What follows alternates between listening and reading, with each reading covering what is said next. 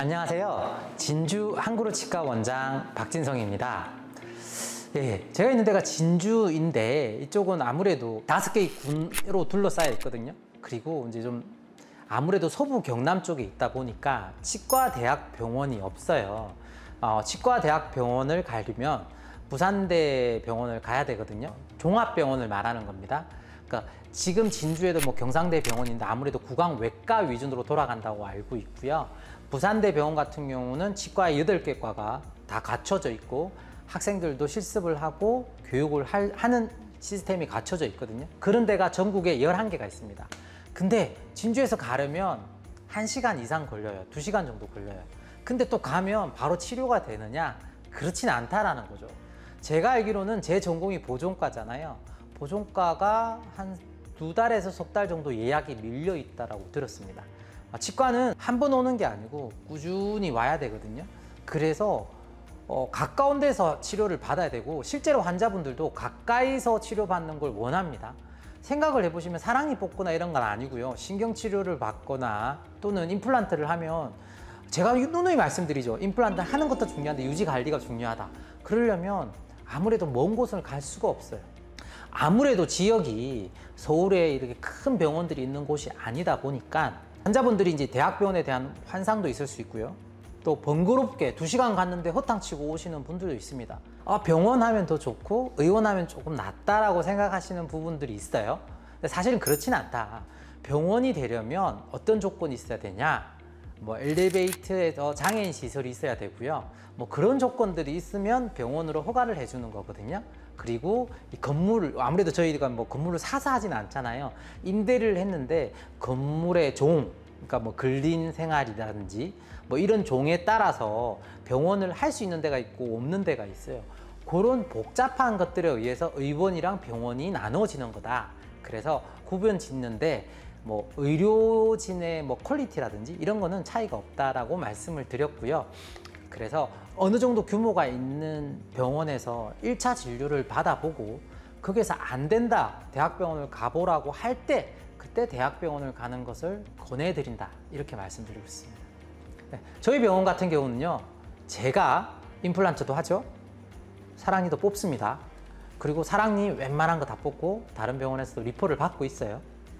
그리고 턱관절 치료도 합니다. 잇몸 치료도 하고요. 신경치료, 재신경치료, 치근단 절제술은 당연히 하고 있습니다. 그리고 저희 병원 같은 경우는 또 뭐가 있다고 그랬죠? 제 장점이라고 해나? 저희 병원에 좀 자랑한다면 저희 병원의 장점이 또 뭐 있죠? 수면 클리닉 있죠? 네. 수면 임플란트, 즉 의식화 진정 치료를 하고 있잖아요. 임플란트도 수면으로 하고요. 사랑니도 무서운 환자분들은 재워서 합니다. 신경치료도 삼천포에서 오셨던 분인데 손도 못 대게 하는 남자분이 있어. 덩치는 이러세요. 손도 못 대시는데 수면 치료할 때도 막 좀 힘들어 하셨는데 이번에 신경치료를 3번 했거든요. 그리고 이제는 안 아프다고 고개를 90도로 숙이고 가셨던 분도 계십니다.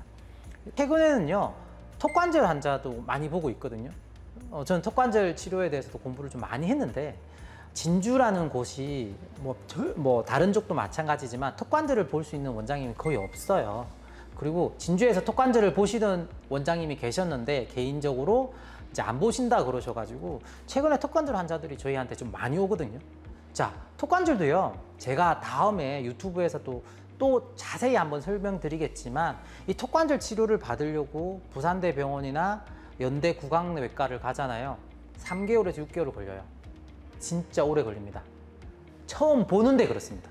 근데 저희 병원에 오시면 당일 치료를 해드려요. 턱관절 치료라는 게 복잡한 것도 있어요. 예를 들어 악관절 수술을 해야 되는 경우가 있습니다.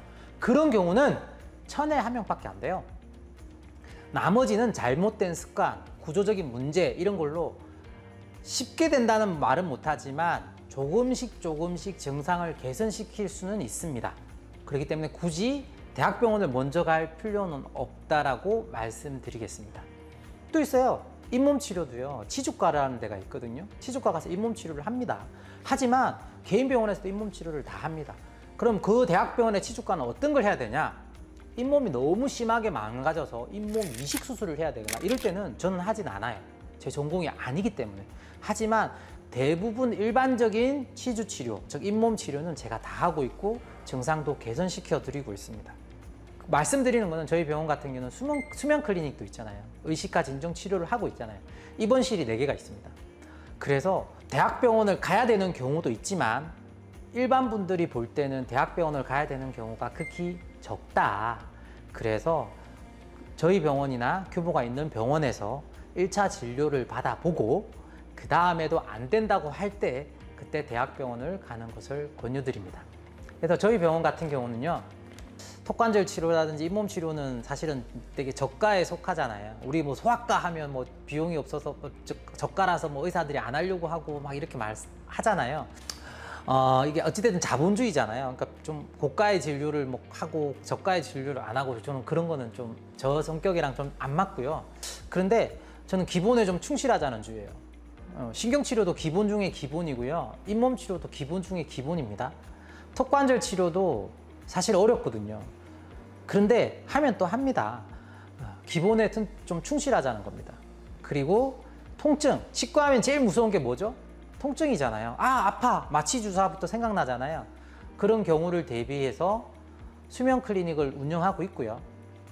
담당 수술방 전용 간호사도 저희가 고용해서 안전하게 한 건의 사고도 없이 진행 잘 되고 있습니다. 그래서 여러분께 꼭 한번 당부드리고 싶은 건요, 대학병원에 가실 때도 3차 병원 같은 1차 병원에서 치료를 좀 받아보고요. 그러다가 안 되면 대학병원을 가기를 권유드리겠습니다. 이상입니다.